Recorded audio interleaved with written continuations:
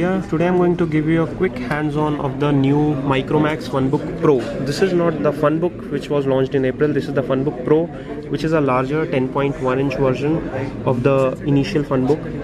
This device has been launched at a price point of rupees 9,990, which is pretty impressive. Has an 8 GB of inbuilt memory.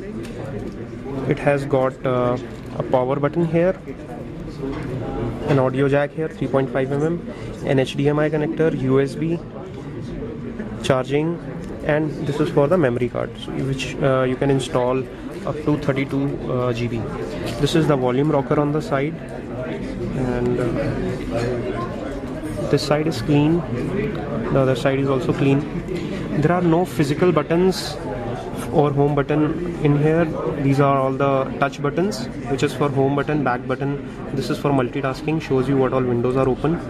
And on the home screen you have got a menu button over here. This is again a touch button. It will pop up the menu and show you what all options. This side is the search. So let me quickly walk you around the user interface. First of all, the display resolution of this device is 800 by 400 pixels for a display of 10.1 inches of approximately 16:9 aspect ratio.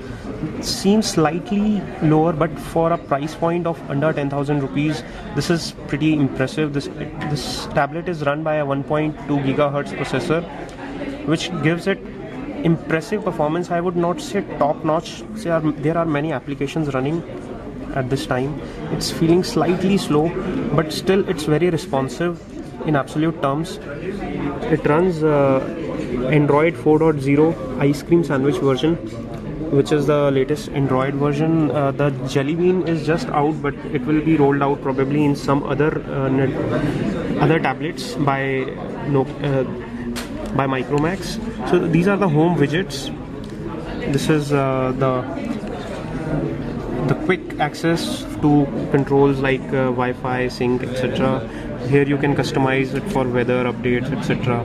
So let me talk a little about the battery. It has got a 5600 mAh battery. You can get a 3G dongle and connect it in the USB and use it for your data access purposes.